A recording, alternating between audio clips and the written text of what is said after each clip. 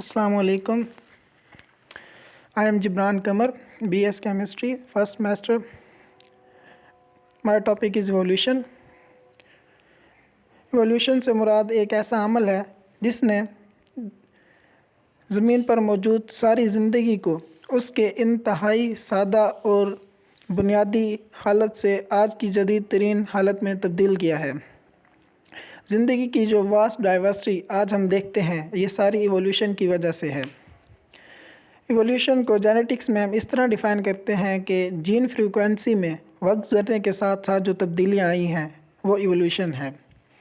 Evolution ही वो अमल है जिसने एक जानदार से शुरू होने वाली सादा तरीन ज़िंदगी को इसकी इस मौजूदा जदीद तरीन हालत में तब्दील कर दिया है।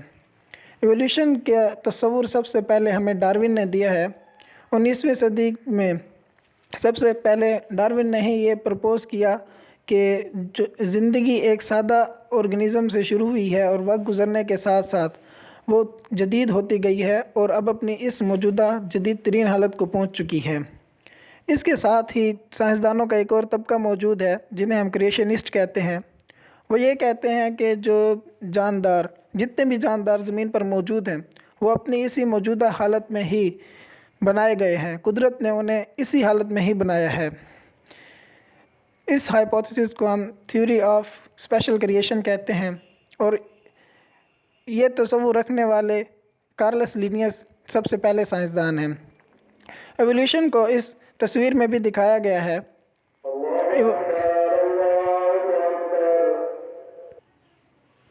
इवोल्यूशन को बयान करने के लिए जो सबसे पहली दलील दी जाती है वो है हाइड्रोथर्मल वेंट्स और इवोल्यूशन फ्रॉम वाटर। साइंसदानों का ये मानना है कि सबसे पहले जो ज़िंदगी है वो पानी के नीचे गर्म चश्मों से शुरू हुई है जिनका टेम्परेचर बहुत ज़्यादा होता है। और ये भी तस्वुर किया जाता है कि जो ज़िंदगी के सबसे पहले एंसेस्टर हैं वो बैक्टीरिया हैं और सिर्फ बैक्टीरिया ही उस टेम्परेचर पर सर्वाइव कर सकते हैं जो कि उन हॉट वाटर स्प्रिंग्स का होता है जिन्हें हम हाइड्रोथर्मल वेंट्स कहते हैं। हाइड्रोथर्मल वेंट्स नीचे दिखाए गए हैं और इनका टेम्परेचर 120 डिग्री सेल्सियस होता है। और दूसरा जो दलील दी जाती है एवोल्यूशन के बारे में वो है एंडोसिम्बियोंट हाइपोथेसिस। एंडोसिम्बियोंट हाइपोथेसिस से मुराद ये है कि जो इब्तदाई प्रोकैरियोटिक ऑर्गेनिजम्स थे उन्होंने एनारोबिक बैक्टीरिया को इनगल्फ कर लिया और उन्हें डाइजेस्ट करने की बजाय उन्हें अपने अंदर सर्वाइव करने दिया और बाद में वो बैक्टीरिया उनमें माइटोकॉन्ड्रिया में तब्दील हो गए जो कि एरोबिक रेस्पिरेशन की साइट्स हैं। और इसी तरह जो फ्लैजेलम है जो बहुत से प्रोकैरियोटिक ऑर्गेनिज्म में पाया जाता है वो भी एंडोसिम्बियोसिस से ही वजूद में आया है। और एंडोसिम्बियोंट हाइपोथेसिस देने वाले साइंसदान लीन मार्गुलिस हैं। यह हाइपोथेसिस नीचे डायग्राम में दिखाया गया है कि किस तरह साइनोबैक्टीरिया प्रोकैरियोटिक सेल में इनगल्फ हुआ और उसके बाद वो माइटोकॉन्ड्रिया में तब्दील हो गया। इसके बाद इन्वेजिनेशन हाइपोथेसिस इवोल्यूशन की दलील दी जाती है जिससे मुराद ये है कि प्रोकैरियोटिक सेल्स जो हैं उनकी मेम्ब्रेन इन्वेजिनेट हो गई और अंदर की तरफ धंसने के बाद वो सेल के अंदर जाकर एक और डबल मेम्ब्रेन बाउंड ऑर्गेनेली बन गई, माइटोकॉन्ड्रिया और इसी तरह न्यूक्लियस वगैरह बनते गए। यह भी इवोल्यूशन की दलील दी जाती है। इसके बाद डार्विन थ्योरी ऑफ इवोल्यूशन है। डार्विन फर्स्ट साइंटिस्ट है जिसने इवोल्यूशन का दावा किया और इसने इसको साबित करने के लिए बहुत ज़्यादा काम किया है। उसने बहुत से जज़ीरों का दौरा किया, वहाँ के मुख्तलिफ़ परिंदों और जानवरों और पौधों का मुआयना किया और उसने 13 टाइप्स ऑफ फिंचेस को एक आइसलैंड पर देखा और उनका दूसरे जज़ीरों पर या दूसरे इलाकों में पाए जाने वाले जानवरों और पौधों से थोड़ा सा मुख्तलिफ होने को इवोल्यूशन कहा कि जियोग्राफिकल बैरियर्स की वजह से इनमें ये तब्दीलियाँ रोनुमा हुई हैं। और इसी तरह पूरी लाइफ जो अर्थ पे मौजूद है वो भी जियोग्राफिकल बैरियर्स की वजह से ही तब्दील होती रही है वक्त के साथ साथ। उसके बाद डार्विन ने इवोल्यूशन के टॉपिक पर अपनी एक किताब लिखी है on the origin of species, जिसमें descendant with modification, characters with modification और सर्वाइवल ऑफ द फिटेस्ट, ये सबसे अहम टॉपिक्स हैं जिसके साथ उसने इवोल्यूशन को डिफ़ाइन किया है और इवोल्यूशन को एक दलील भी दी है।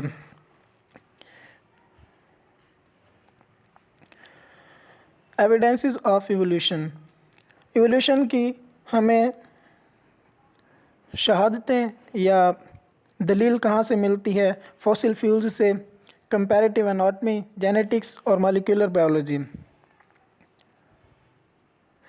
Evidence evolution, evidence of evolution में first of all fossil fuels हैं। फॉसिल फ्यूल्स से मुराद जो जानदार हज़ारों साल पहले ज़मीन के नीचे धंस गए थे, उनके जो रिमेन्स हमें मिलते हैं, उनसे हमें पता चलता है कि वो जानदार और आज के जानदार, उनके दरमियान कोई ना कोई रिलेशन है, क्योंकि इनके जेनेटिक्स जो हैं वो मिलते जुलते हैं। इनके दरमियान इन जेनेटिक्स का एक ऐसा रिश्ता पाया जाता है जिससे हम उन हज़ारों साल पहले मर जाने वाले जानदारों को आज की ज़िंदगी का एंसेस्टर कहते हैं। और फॉसिल फ्यूल्स जो हैं वो प्रोक्रियाट्स को पूरी ज़िंदगी का एंसेस्टर प्रिडिक्ट करते हैं और बैक्टीरिया को ख्याल करते हैं कि वो ही पूरी ज़िंदगी को प्रोसीड कर रहा है। कंपैरेटिव एनाटॉमी की अगर हम बात करें तो हम मुख्तलिफ़ स्पीशीज़ को देखते हैं, उनमें होमोलोगस और एनालॉगस ऑर्गन्स पाए जाते हैं।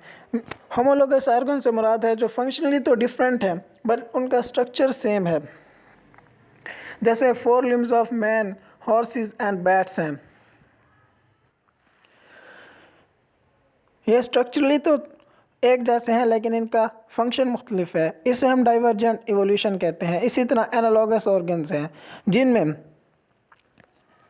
जो फंक्शनली तो सेम है लेकिन उनका स्ट्रक्चर डिफरेंट है। ये सब वक्त गुजरने के साथ साथ तब्दील होते गए हैं लेकिन इनका ओरिजिन सबका एक जैसा है। उसके बाद वेस्टिजियल ऑर्गन्स हैं, इन्हें हम रूडिमेंट्री ऑर्गन्स भी कहते हैं। वेस्टिजियल ऑर्गन से मुराद ऐसे ऑर्गन्स हैं जो हमारे एंसेस्टर्स में रिमोट पास्ट में तो उनका बहुत अहम किरदार होता था जानदार के अंदर, लेकिन अब वो हमारे लिए किसी काम के नहीं हैं। मिसाल के तौर पर हमारे अंदर अपेंडिक्स पाई जाती है। हम डायग्राम में देख सकते हैं कि humans, dogs, pigs, sheep, horses, इन सब के लिम्स, 4 लिम्स जो हैं वो बिल्कुल एक दूसरे से मिलते जुलते हैं।